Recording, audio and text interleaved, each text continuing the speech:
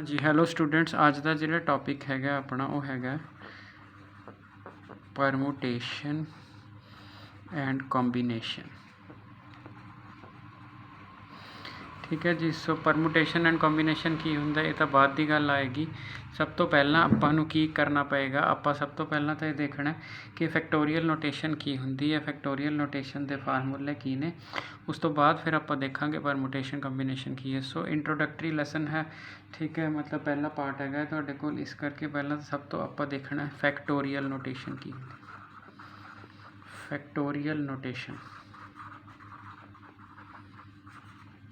So factorial notation n factorial n into n minus 1 n minus 2 up to so on जब तक 1 नहीं आ जाता।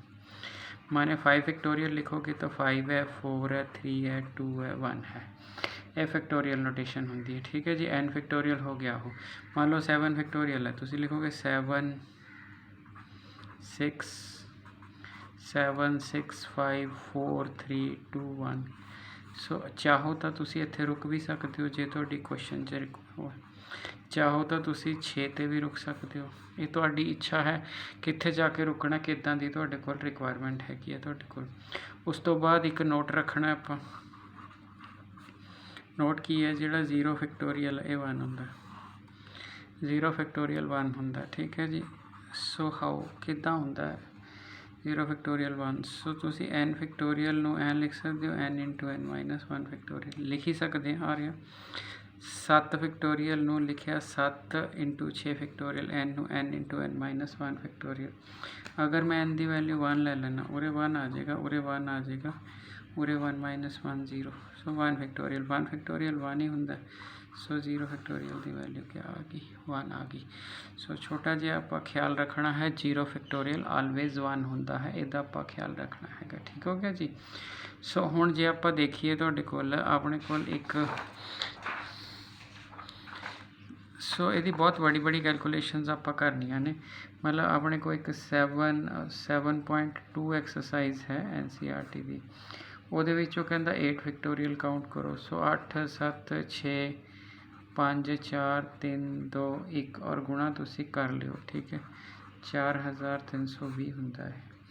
फिर वो कहता 4 फैक्टोरियल माइनस 3 फैक्टोरियल फाइंड करो। तुसी 4 गुणा 3 फैक्टोरियल लिख सकते हो। सो 3 फैक्टोरियल तुसी कॉमन कढ़ लो। ठीक है, 4 माइनस 1। सो 3 का 3 2 1 इंटू 3। सो 3 3 9 18 आ गया। जे तुसी कल्ले कल्ले की वैल्यू लैके डिफरेंस लेंदे तां भी, क्योंकि 4 फैक्टोरियल जिहड़ा हुंदा वो 24 हुंदा, 3 फैक्टोरियल 6 हुंदा, 24 चो 6 घटाओ 18। सो जिद्दां तुहाडी जी करे कैलकुलेशन तुसी उस तरह कर सकते हो। मेरा परपस ये है कि तुहानूं फैक्टोरियल हैंडल करना आना चाहिए, गल मुक्की। ठीक है जी। सो एक आ क्वेश्चन है तुहाडे कोल। परमुटेशन डिफाइन बाद दे विच करांगे, पहला आप सिर्फ कैलकुलेशनस करनी सीख ली। अगर आप कैलकुलेशन से 15-20 मिनट का मसा लैक्चर होएगा, अगर आप कैलकुलेशन करनिया सीख गए ना तो काफ़ी कुछ सीख जाएंगे तुहाडे को।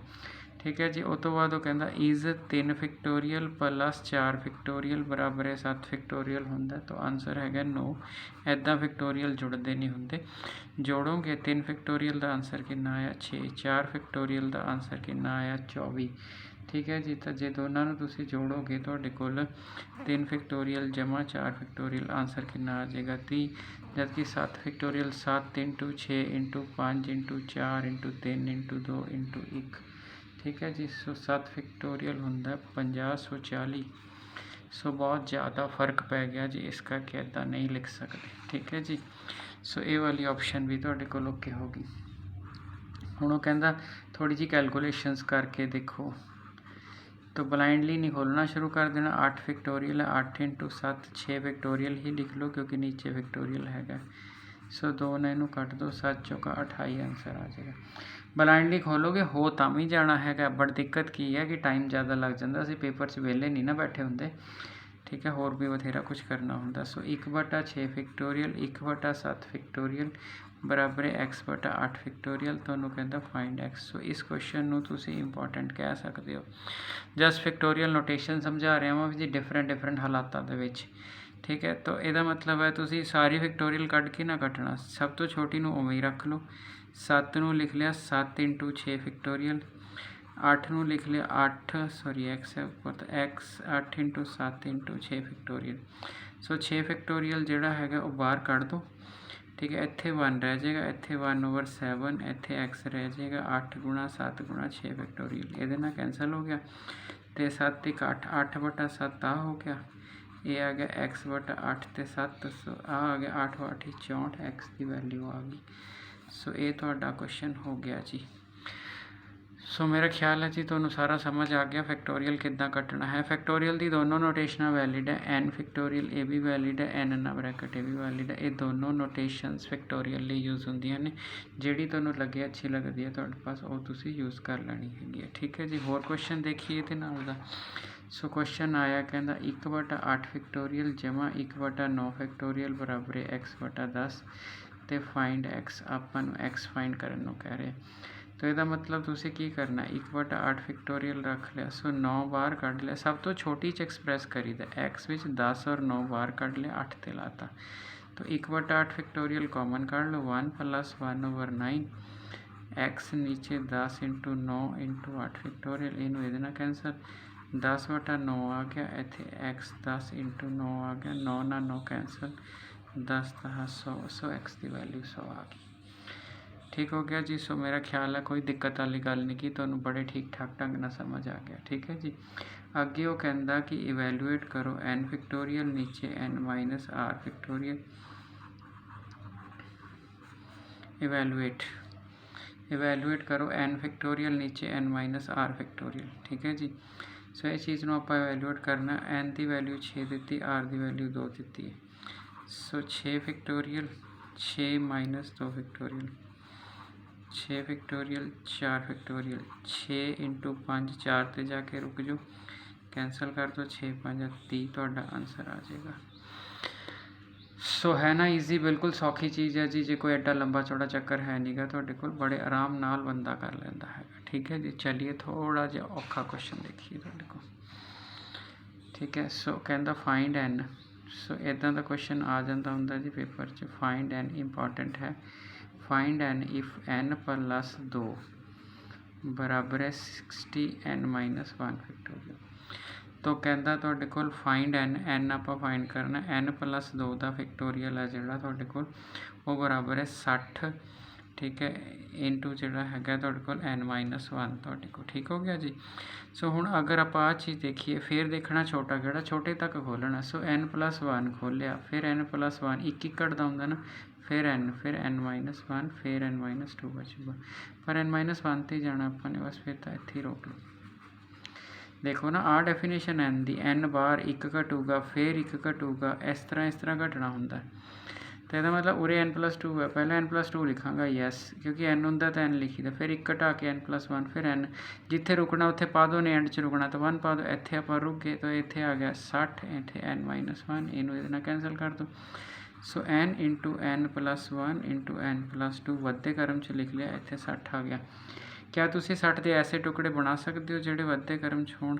हाँ, 3 चौके 12 5 60 है ना, 3 × 4 × 5, अगर ऐसे, क्योंकि ये सारे कंजैक्टिव्स ने, ये भी n एक अगे, सो एदा अगर 3 हो जाए तो इत्थों भी 3 ही मिलूगा, तो इत्थों भी 3 ही मिलूगा। सो n की वैल्यू तुहाडी 3 आ जाएगी।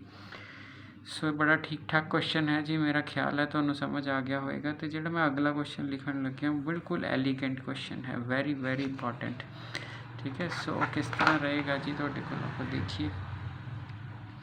सो बहुत ज़्यादा इंपॉर्टेंट क्वेश्चन है जी। क्या है, 2n फैक्टोरियल है डिवाइडेड बाय n फैक्टोरियल है, 1 3 5 and so on, 2n - 1 2 n। सो मेरे हिसाब ना वेरी वेरी इंपॉर्टेंट क्वेश्चन है। अगर कैलकुलेशन बच्चे दियां चैक करनिया होण तो आप लाजमी पेपर दे विच क्वेश्चन आता है तुहाडे कोल। ठीक है जी। सो जे चलिए तो आप देखिए तुहाडे कोल बई की हिसाब किताब है इहदा तुहाडे कोल। ठीक है। तो आपां ने 2n फैक्टोरियल खोलना जी। हुण जदों आपां 2n फैक्टोरियल खोलना हैगा है तो उहदी डेफिनेशन की होगी, 2n - 1 2n - 2 and so on. Last में जाके तुहाडे पास 1 ही आना लास्ट में, तो श्योरली 1 और 2 डिवाइडेड बाय n फैक्टोरियल। ठीक है जी। ਹੁਣ ਆਪਾਂ ਉੱਪਰੋਂ ਬੜੇ ਧਿਆਨ ਨਾਲ ਦੇਖਣਾ 2n ਟਰਮਾਂ ਨੇ, ਤਾਂ ਸਭ ਤੋਂ ਪਹਿਲਾਂ ਤਾਂ 2n ਵਿੱਚ n ਈਵਨ ਨੇ n ਔਡ ਨੇ, ਸੋ ਈਵਨ ਵਾਲੀਆਂ ਚੋਂ 2 ਬਾਹਰ ਕੱਢ ਲਓ। ਸੋ ਈਵਨ ਪਹਿਲੀ ਚੋਂ ਵੀ 2 ਬਾਹਰ ਐਜ਼ ए ਫੈਕਟਰ, ਦੂਸਰੀ ਚੋਂ ਵੀ 2, ਫਿਰ ਉਹ ਚੋਂ ਵੀ 2 ਦੀ ਪਾਵਰ n ਬਾਹਰ ਆਏਗਾ। 2 ਦੀ ਪਾਵਰ n ਬਾਹਰ ਆਏਗਾ ਤਾਂ ਫਿਰ ਹਾਲਾਤ ਕਿੱਦਾਂ ਦੇ ਬਣੇ, ਪਹਿਲੀ ਵਿੱਚੋਂ n ਰਹਿ ਗਿਆ, ਠੀਕ ਹੈ, ਇਹ 'ਚੋਂ 2 ਬਾਹਰ ਚਲਾ ਗਿਆ ਸੀ, ਦੂਜੀ 'ਚ n-1 ਰਹਿ ਗਿਆ, ਠੀਕ ਹੈ, ਇਹ 'ਚ ਲਾਸਟ ਵਿੱਚ ਰਹਿ ਗਿਆ ਤੁਹਾਡੇ ਕੋਲ 1, ਇਹ ਤਾਂ ਆ ਗਿਆ। ਹੁਣ ਬਚ ਕਿਹੜੀਆਂ ਗਈਆਂ ਤੁਹਾਡੇ ਕੋਲ ਟਰਮਾਂ, ਠੀਕ ਹੈ ਜੀ, ਕਿਉਂਕਿ ਬਚੀਆਂ ਤਾਂ ਹੈਗੀਆਂ ਹਜੇ ਟਰਮਾਂ, ਔਡ ਸਾਰੀਆਂ ਹਾਲੇ ਪਈਆਂ ਨੇ ਤੁਹਾਡੇ ਕੋਲ। ਇੱਥੇ ਲਾਸਟ 2 ਆ ਜਾਏਗੀ, 2 ਚੋਂ 1 ਕੱਢਿਆ ਹੋਇਆ ਤੁਹਾਡੇ ਕੋਲ, ਠੀਕ ਹੈ। ਹੁਣ ਅਗਰ ਆਪਾਂ ਲਾਸਟ ਵਿੱਚ ਦੇਖੀਏ, ਹੁਣ ਇਹ ਤਾਂ ਸਾਰੀਆਂ ਸੀਗੀਆਂ, ਦੇਖੋ 2 ਆਊਟ ਕੀਤਾ, ਜਿੱਥੇ ਮੈਂ ਟਿਕ ਕੀਤਾ ਇਸ ਵਿੱਚੋਂ 2 ਇੱਕ ਵਾਰ, ਇਹ 'ਚੋਂ 2 ਬਾਹਰ ਲਿਖੋਗੇ 2 ਦੀ ਪਾਵਰ 2 ਹੋ ਗਈ, ਅਗਲੇ 'ਚੋਂ 2 ਦੀ ਪਾਵਰ 3, ਐਂਡ 'ਚ 2 ਦੀ ਪਾਵਰ n, ਅੰਦਰ ਇੱਥੇ n, ਇੱਥੇ n-1, ਅੱਗੇ n-2, ਫਿਰ ਬਚੀਆਂ ਕਿਹੜੀਆਂ, ਬਚ ਗਈਆਂ ਆਹ ਔਡ ਸਾਰੀਆਂ, 2n-1, 2n-3 and so on, last ਵਿੱਚ ਜਾ ਕੇ 1। ਸੋ ਆਹ ਸਟੈਪ ਬੰਦੇ ਨੂੰ ਬਹੁਤ ਚੰਗੀ ਤਰ੍ਹਾਂ ਸਮਝ ਆਉਣਾ ਚਾਹੀਦਾ ਹੈਗਾ, ठीक है जी। सो आ वाला स्टेप हो गया 1 2 3 up to n n factorial. So 2 की पावर 1 a n फैक्टोरियल, नीचे n फैक्टोरियल, इनू सीधा करके लिख लो 1 3 5, क्योंकि ऑड टर्म आई ने 2n-1। सो ये वाली चीज़ इनू इन्ना कैंसल कर दो। सो 2 की पावर n बाहर आ गया, ठीक है, 1 3 5 लास्ट विच 2n-1। सो ये थोड़ा आंसर आ गया। हाँ जी, चेक कर लो जी, बड़ा ठीक ठाक कमाल का क्वेश्चन हैगा तुहाडे कोल ये, ठीक है। आप होर क्वेश्चन देखते हैं बुक विचों इस तरह के परमुटेशनस के कॉम्बीनेशन के, ठीक है। उस तो बाद मैं डेफिनेशन लिख देवां तुहाडे कोल जिहड़ा है भी परमुटेशन दी की है तो कॉम्बीनेशन दी की है। हाँ जी, ठीक हो गया जी।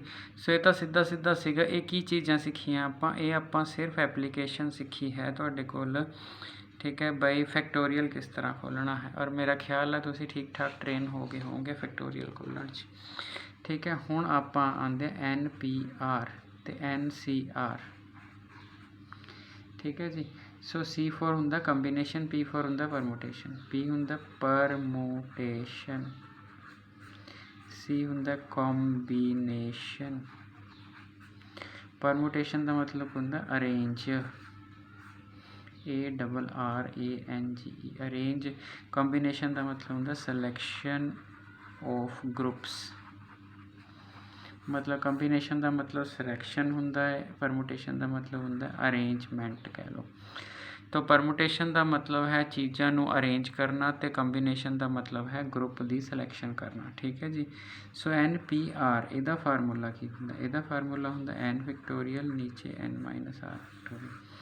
NCR इहदा फार्मूला की होंदा n फैक्टोरियल नीचे n-r factorial into r factorial.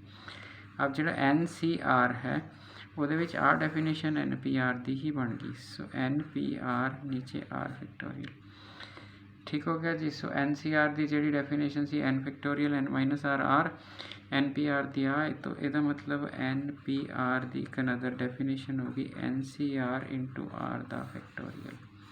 आ की है सिलेक्शन किवें हुंदा, अरेंजमेंट किवें हुंदा, ये सारिया चीज़ां आपां करांगे अगले लैक्चर्स दे विच। हाले सिर्फ आप एक ऐसी ऑप्शन चूज़ कर रहे हैं जिहदे विच आपां सिर्फ फार्मूले डिवेलप कर रहे हैं तुहाडे कोल, ठीक है जी। जदों फार्मूले डिवेलप हो के क्वेश्चन करांगे, बहुत रिगरस तरीके नाल इस लैसन नूं करना है, क्योंकि लैसन मुश्किल भी काफ़ी है तुहाडे कोल।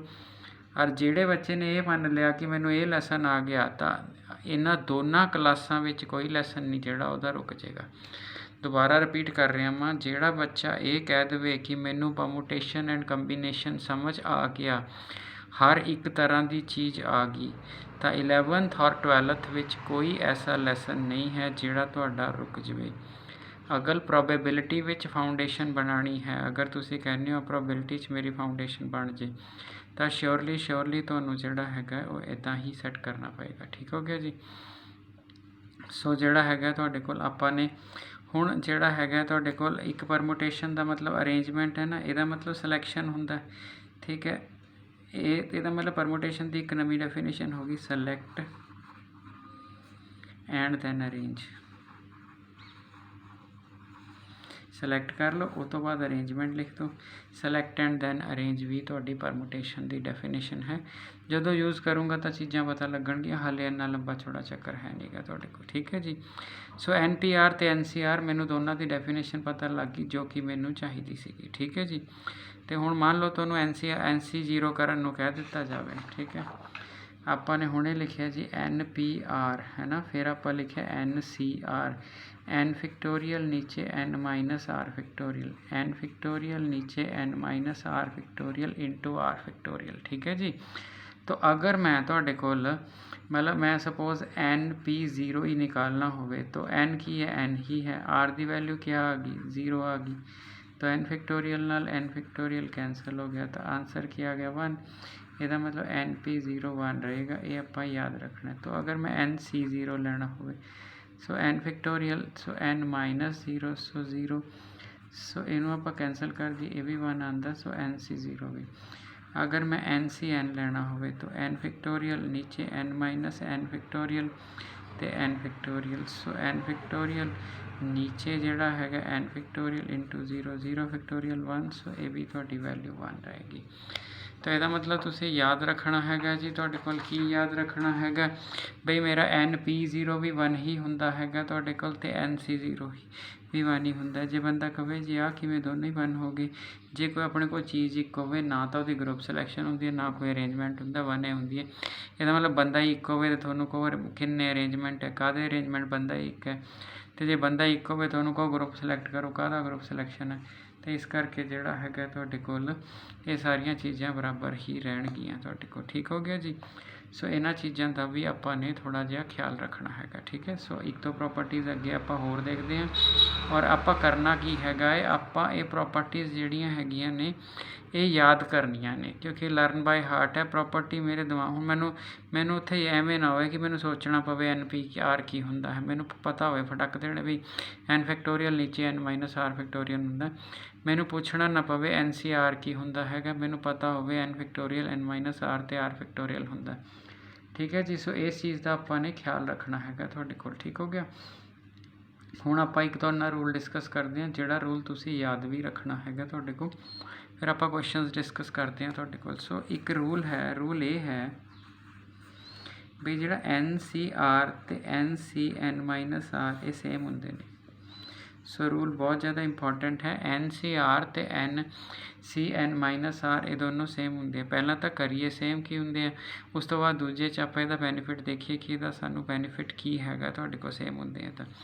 सो पहला तो आपां बनाइए भी वाकई होंगे ने NCR, ठीक है, बराबर है NCN minus R। So definition लगाओ इहदी NCR दी N हुंदा, N माइनस R हुंदा ते R हुंदा, ठीक है।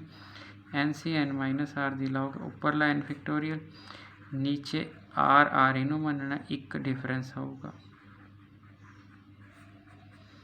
सो n नीचे R नीचे n माइनस R, सो NCN माइनस R। सो ठीक हो गया जी। सो ये दोनों वैल्यूज़ बराबर होंगी। हुण बंदा कहता जी प्रैक्टिकल यूटिलिटी दसो जी, बराबर होंदियां ने, आपां मान लिया तुहाडे कोल कि what is the practical utility, actually इस चीज़ की यूटिलिटी की है, इहदा बेनीफिट की है तुहाडे कोल। लो जी, अगर मैनू 9C2 निकालन नूं किया तो मेरा तरीका की है 9 फैक्टोरियल। हाँ जी, ध्यान नाल समझना, 9 फैक्टोरियल n हो गया, नीचे n माइनस R होंदा इंटू R। ਇਹਦਾ मतलब 9 चो C घटाए तो इत्थे 7 फैक्टोरियल, ठीक है जी, ते नाल की आ गया 2 फैक्टोरियल। सो तुसी कीता 9 8 7, ठीक है जी, 7 फैक्टोरियल 2 फैक्टोरियल कैंसल, सॉरी आ कटूगा 9 तो हमें 9 चौका 36, सो 36 तुहाडा आंसर आ जाऊगा, ठीक है जी। तो ये वाली चीज़ आ गई जी। ANC2 कढ़े, पहला तो आप यही देख लिए भी आप 9C2 एडजस्ट किवें कीता है। सो 9C2 ये शॉर्टकट की है, और तुसी जिस बंदे ने बेसिक्स के लैक्चर देखे हुए ने, बेसिक टूल फिजिक्स पढ़े हुए ने, तो उसनों डेफिनेशन वैसे ही पता है। देखो 9C2 का मतलब है, एक तरीका तो 9 फैक्टोरियल जो मैं पीछे लिखे है, तो R फैक्टोरियल मैंने 2 फैक्टोरियल तो 9 माइनस 2 फैक्टोरियल, सो 9 फैक्टोरियल 7 फैक्टोरियल 2 फैक्टोरियल, ठीक हो गया जी। तो यदा मतलब है 9 8 7 रुक गया, मैं करिया पिछे कैलकुलेट, दोबारा लिखता कोई गल नहीं। सो 2 ते 4 इत्थे 9 चौका 36। हुण शॉर्टकट देखो, शॉर्टकट आ है जी, वो नहीं शॉर्टकट 9 है ना, 9 2 स्टैप पीछे चलो, 9 8 2 स्टैप पीछे, 2 पीछे, 9 तो पीछे 1 8 2 स्टैप हो गए, निचला 2 ते 1। सो इनू कटोगे 9 ते 36। सो तुसी हमेशा शॉर्टकट ही अप्लाई करना। किदा 4 सी 2, 4 2 स्टैप पीछे, 4 3 नीचे 2 1 6 आ गया। 11 सी 3, 11 3 स्टैप पीछे, 11 10 9 3 2 1। ठीक है जी। सो कर लेना 11 5 55 55 30 या फिर 5 3 15 11 165। ठीक है जी। हुण जिहड़ा है आपां नूं ये पता लग गया तुहाडे कोल बई मैं ना अगर मैं क्वेश्चन लिखना होवे 11 सी 3 4 सी 2 9 सी 2 तो मेरा बड़ा वधिया ढंग नाल सौखी जी कैलकुलेशन मैनूं करनी आती है। हुण आपां नूं पेपर 'च उसने कहता 9 सी 7। हुण एक बंदा कहता 9 8 7 6 5 4 किन्ने हो गए 3 3 6 7 तक पीछे जाना 3, फिर करूँगा 7 6 5 4 3 2 1। सो इत्थे तक ये कट्टी गई, आ दो ने इनू करता 9 चौका 36। तो इस बंदे नूं शॉर्टकट कट्टण लई प्रॉपर्टी लाऊगा। प्रॉपर्टी की है, उरे आके उहदी नीड अराइज हुई, NCR बराबर है NCN माइनस R हुंदा। इहदा मतलब 9 सी 7 बराबर है इहदा डिफरेंस 9 सी 2। 9 सी 2 किंदा हुंदा 9 8 ते 2 1 सो 4 ते कट्टिया गया 9 चौका 36। सो आ नीड है जे 9 सी 7 होया हाफ तो उत्ते अगर कोई भी वैल्यू होवे और डिफरेंस लैके छोटी कर लेंदी है। ये उस प्रॉपर्टी का मेन परपस है। ठीक है जी। सो इस लैक्चर लिए इन्ना ही, नैक्सट लैक्चर फिर होर चीज़ां करते हैं। Thank you.